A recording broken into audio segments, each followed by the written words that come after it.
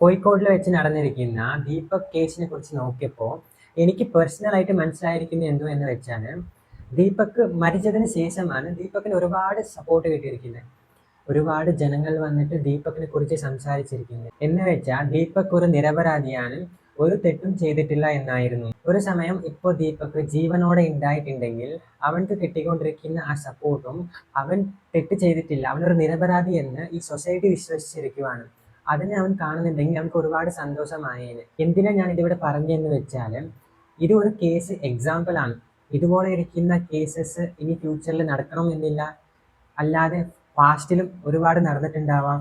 അതിലൊക്കെ എന്തായിരിക്കുക എന്ന് വെച്ചാൽ കുറ്റം ചെയ്യാത്ത ആളിനെ കുറ്റം ചെയ്തു എന്ന് സൊസൈറ്റി ഉൾപ്പെടെ വിശ്വസിക്കുന്നുണ്ട് എന്ന് വെച്ചാലും അത് എത്രയും വലിയ സ്ട്രോങ് പേഴ്സൺ ആയാലും അവൻക്കത് വളരെ അതിനെ ഹാൻഡിൽ ചെയ്യാൻ പറ്റത്തില്ല. ഇമോഷണലിയും പിന്നെ വളരെ ഒരു സ്ട്രെസ് ക്രിയേറ്റ് ആക്കുന്ന, മീൻസ് അവൻ തന്നെ വിശ്വസിച്ച് പോയി കഴിയും ഇത് ഞാൻ തന്നെയാണ് മീൻസ് ഞാൻ ഇങ്ങനെ ചെയ്ത് കളഞ്ഞു എന്ന്, താൻ ചെയ്യാത്തത് ചെയ്തു എന്ന് ആ ഫാമിലി ഉൾപ്പെടെ വിശ്വസിക്കുന്ന അങ്ങനെ ബിംബിക്കുന്നുണ്ടല്ലേ, അത് അവൻ്റെ മെൻ്റലിനും ഫിസിക്കലിനും നല്ല ഇമോഷണലി ഡൗൺ ചെയ്യും. അപ്പോൾ ഇതുപോലെ ഇരിക്കുന്ന തോട്ട്സും ലോകത്തെ വിട്ടിട്ട് പോകണം എന്നിരിക്കുന്ന ഒരുപാട് ആലോചനകൾ വരാറുണ്ട്. ഇപ്പോൾ ഇന്ത്യ വന്നിട്ട് ഡിജിറ്റലൈസേഷൻ ആയിരിക്കുവാണ്.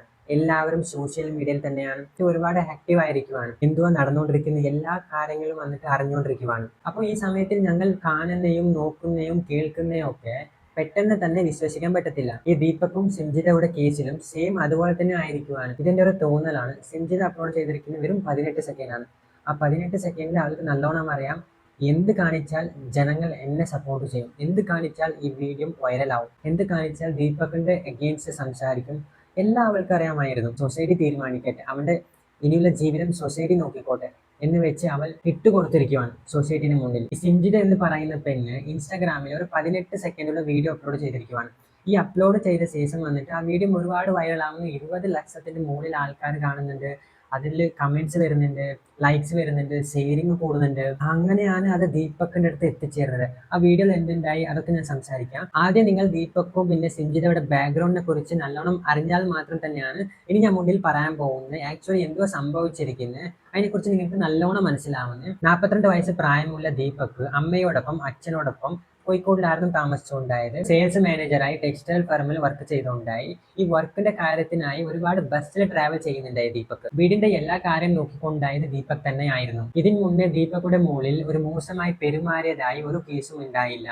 അവനെ അറിയുന്ന ജനങ്ങൾ പറഞ്ഞത് അവനൊരു പാവമായിരുന്നു, അവൻ അവന്റെ ജോലിയും അവന്റെ വീടായി എന്നായിരുന്നു അവൻ താമസിച്ചുകൊണ്ടായത് എന്നായിരുന്നു. ഇനി സിംജിതയെ കുറിച്ച് നോക്കുവാണെങ്കിൽ അവൾക്ക് 35 വയസ്സാണ്. അവൾ ബികോമും എംകോമും ഒക്കെ ചെയ്തിട്ടുണ്ടായി. എന്ന് വെച്ചാൽ ഒരു ഹൈലി എഡ്യൂക്കേറ്റഡ് ആയ ഒരു പെണ്ണായിരുന്നു. ഇനി 2020 ലോക്കൽ ബോഡി ഇലക്ഷനിൽ അവൾ കാൻഡിഡേറ്റ് ആയിരുന്നു എന്നാണ് പറഞ്ഞുകൊണ്ടിരിക്കുന്നത്.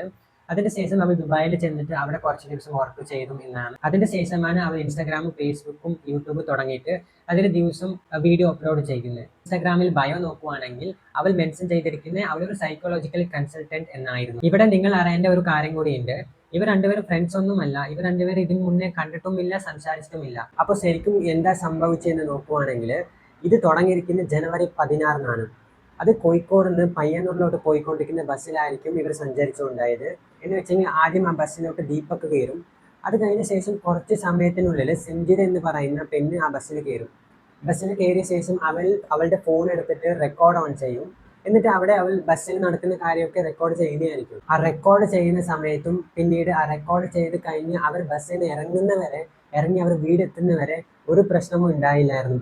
ബസ്സിലാവട്ടെ ഡ്രൈവറിനും ഇല്ല, കണ്ടക്ടറിനും പിന്നെ അവിടെ ഇരിക്കുന്ന ജനങ്ങളിനും ഒന്നും അറിയത്തില്ലായിരുന്നു ഇതുപോലെ ഒരു ഇൻസിഡന്റ് നടന്നിട്ടുണ്ട് എന്ന്. പക്ഷെ അതേ ദിവസം സിംജിത ഇൻസ്റ്റാഗ്രാമിൽ ഒരു 18 സെക്കൻഡുള്ള വീഡിയോ അവളുടെ ഇഷ്ടം പ്രകാരം എഡിറ്റ് ചെയ്തിട്ട് അവൾ ഇൻസ്റ്റാഗ്രാമിൽ അപ്ലോഡ് ചെയ്യുന്നതായിരിക്കും. ആ വീഡിയോയിൽ ദീപക് സിംജിതയുടെ കൂടെ മോശമായി പെരുമാറുന്ന പോലെയും ഇവളുടെ ദേഹത്തെ തൊടുന്ന പോലെയായിരിക്കും അവൾ കാണിച്ചിരിക്കുന്നത്. അതേ വീഡിയോയുടെ താഴെ ക്യാപ്ഷനിൽ അവൾ ഒരുപാട് കാര്യങ്ങൾ മെൻഷൻ ചെയ്തിട്ടുണ്ടാവും. ആ വീഡിയോ അപ്ലോഡ് ചെയ്ത ശേഷം കുറച്ച് സമയത്തിനുള്ളിൽ തന്നെ ആ വീഡിയോ വൈറലാവും. ഏകദേശം 20 ലക്ഷത്തിന് മുകളിൽ ആളുകൾ അതിനെ കാണുന്നതായിരിക്കും. ഇവരുടെ ശരിയാണ് ഇവരുടെ തെറ്റാണെന്ന് പറഞ്ഞിട്ട് ഒരുപാട് ജഡ്ജ് ചെയ്യും. അതുപോലെ തന്നെ ദീപക്കും ഈ വീഡിയോയെ കാണും. ദീപക്കുടെ ഫ്രണ്ട്സ് ആവട്ടെ, ദീപക്കിനെ അറിയുന്ന ആളുകളാവട്ടെ, ദീപക്കുടെ ഫാമിലി എല്ലാവരും ഈ വീഡിയോയെ കുറിച്ച് കേൾക്കും, ഈ വീഡിയോ കാണുന്നതായിരിക്കും. ദീപക്കുടെ എഗെയിൻസ്റ്റ് ആയി സംസാരിച്ചിരിക്കുന്ന കമന്റ്സ് വായിച്ചപ്പോൾ അത് എത്രത്തോളം ദീപക്കിന് ബാധിച്ചിട്ടുണ്ടാവും. ഈ സിറ്റുവേഷൻ നിങ്ങൾക്ക് കണക്ട് ആവാൻ വേണ്ടി ഞാൻ ജസ്റ്റ് ഒരു എക്സാമ്പിൾ പറയാം. നിങ്ങൾ രാത്രി കിടക്കുന്ന മുന്നേ 6 മണിക്ക് അലാറം വെച്ചിട്ടായിരിക്കും കിടന്നുറങ്ങുന്നത്. രാവിലെ നിങ്ങൾ 6 മണിക്ക് എണീക്കുന്നു. എണീച്ച ശേഷം വന്നിട്ട് നിങ്ങൾ ഫോൺ എടുത്ത് നോക്കുന്നു. ഫോണിൽ വന്നിട്ട് നിങ്ങൾക്ക് ഇഷ്ടപ്പെട്ട ഒരാൾ വന്നിട്ട് 30 മിസ് കോൾ ചെയ്തിട്ടുണ്ടാവും. അപ്പൊ നിങ്ങളുടെ റിയാക്ഷൻ എന്തായിരിക്കും? ആ സമയത്ത് നിങ്ങളുടെ തലയിൽ വരുന്ന ഒരു ഫസ്റ്റ് തോട്ട് എന്തായിരിക്കും? നിങ്ങൾ പേടിച്ചു പോകത്തില്ലേ? അതുപോലെ തന്നെയായിരുന്നു ദീപക്കുടെ കേസ്. പെട്ടെന്ന് ആ വീഡിയോ കണ്ടപ്പോൾ ദീപക്കുടെ അവസ്ഥ എന്തായിരിക്കും? ഇത് വന്നിട്ട് 30 മിസ് കോൾ ആവണം എന്നില്ല. ഇത് വന്നിട്ട് ഒരു 5 മിസ് കോൾ ആണെങ്കിലും അതേ ഇമ്പാക്റ്റ് ആയിരിക്കും നിങ്ങളുടെ ഉള്ളിൽ കാണാൻ പറ്റുന്നത്. ഇത് ഞാനിപ്പോൾ ഇവിടെ എന്തിനാ പറഞ്ഞതെന്ന് വെച്ചാൽ, ഇത് വേറെ സിറ്റുവേഷൻ ആണ്, ഇത് വേറെ സിറ്റുവേഷൻ ആണ്. ഈ സിറ്റുവേഷനും ഈ സിറ്റുവേഷനും ഒന്നും കണക്റ്റഡ് അല്ല.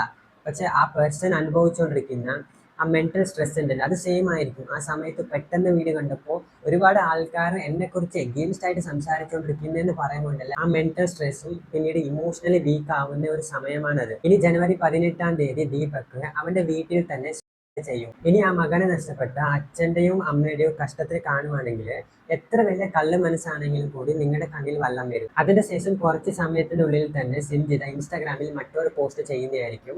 അതിൽ അവൾ പറയുന്നത്, ഞാൻ ദീപക് മരിക്കാൻ കാരണമല്ല, അവൻ ബസ്സിൽ ഒരു പെൺകുട്ടിയോട് മോശമായി പെരുമാറുമ്പോൾ ഞാൻ റെക്കോർഡ് ഓൺ ചെയ്യും.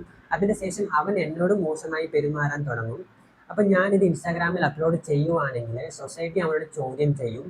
അവൻ്റെ ബിഹേവിയറിനെ കുറിച്ചും ജനങ്ങൾ കാണട്ടെ, ജനങ്ങൾ തീരുമാനിക്കട്ടെ എന്നുള്ള ഉദ്ദേശത്തോടെയായിരുന്നു ഞാൻ ഇൻസ്റ്റാഗ്രാമിൽ അപ്ലോഡ് ചെയ്തത് എന്ന് പറഞ്ഞിട്ട് അവൾ അവളുടെ സൈഡിൽ ശരിയായ രീതിയിൽ അവൾ പറയും. അതിന്റെ ശേഷം ദീപക്കുടെ അച്ഛനും അമ്മയും പോലീസ് സ്റ്റേഷനിൽ ചെന്നിട്ട് സിഞ്ചിതയാണ് ദീപക് മരിക്കാനുള്ള കാരണം എന്ന് വെച്ചിട്ട് കംപ്ലൈന്റ് രജിസ്റ്റർ ചെയ്യും. ഇനി ജനുവരി 21-ാം തീയതി അവളുടെ റിലേറ്റീവ്സുടെ വീട്ടിൽ നിന്ന് അറസ്റ്റ് ചെയ്യുന്നതായിരിക്കും. അവളുടെ 14 ദിവസത്തേക്ക് ജുഡീഷ്യൽ കസ്റ്റഡിയിൽ വെച്ചിരിക്കുവാണ്. ഇതാണ് സംഭവിച്ചിരിക്കുന്നത്. ഇത് എൻ്റെ ഒരു ഒപ്പീനിയൻ ആണ്. ഫോർ എക്സാമ്പിൾ, ഇപ്പോൾ ഒരു വ്യക്തി വന്നിട്ട് ഇൻസ്റ്റാഗ്രാമിൽ ഒരു റീൽസ് പോസ്റ്റ് ചെയ്യുന്നുണ്ട് എന്ന് വെച്ചാൽ അവൻ്റെ തലയിലിരിക്കുന്ന മെയിൻ ഇന്റൻഷൻ എന്തായിരിക്കും? ഒന്ന് വന്നിട്ട് റീച്ച് കിട്ടാൻ വേണ്ടിയായിരിക്കും, ഒരുപാട് വ്യൂസിന് വേണ്ടിയായിരിക്കും, പിന്നീട് ഒരുപാട് കമൻസ് ലൈക്സിന് വേണ്ടിയായിരിക്കും മാത്രം അവൻ അപ്ലോഡ് ചെയ്യുന്നത്. എന്തിനാണ് ഞാനിതിവിടെ പറഞ്ഞതെന്ന് വെച്ചാൽ, ആ വീഡിയോയുടെ താഴെ വന്നിരിക്കുന്ന കമൻസ്, ആ നെഗറ്റീവ് കമൻസ്, ദീപകിനെ കുറിച്ച് സംസാരിച്ചിരിക്കുന്ന, ദീപകിനെ എഗെയിൻസ്റ്റ് സംസാരിക്കുന്ന കമൻസിന് ദീപകിനെ അത് ബാധിച്ചിട്ടുണ്ടാവും. അപ്പോൾ ചിലപ്പോൾ നിങ്ങൾ അതൊന്നും ചെയ്തിട്ടില്ല, നിങ്ങൾ വീഡിയോ നല്ലോണം സൂക്ഷിച്ച് നോക്കി ആരെയും ജഡ്ജ് ചെയ്തിട്ടില്ല, നിങ്ങൾ ചിലപ്പോൾ ദീപകിനായിരിക്കും സപ്പോർട്ട് ചെയ്തിരിക്കുന്നത്. ആ സമയത്ത് നോക്കുവാണെങ്കിൽ ചിലപ്പോൾ ദീപക് ആ സപ്പോർട്ടിനെ കണ്ടിട്ട് ഇപ്പോൾ ചെയ്യാതിരിക്കാമായിരിക്കാം. ചിലപ്പോൾ ഇന്ന് ദീപക് ജീവനോടെ ഉണ്ടാവാമായിരുന്നു.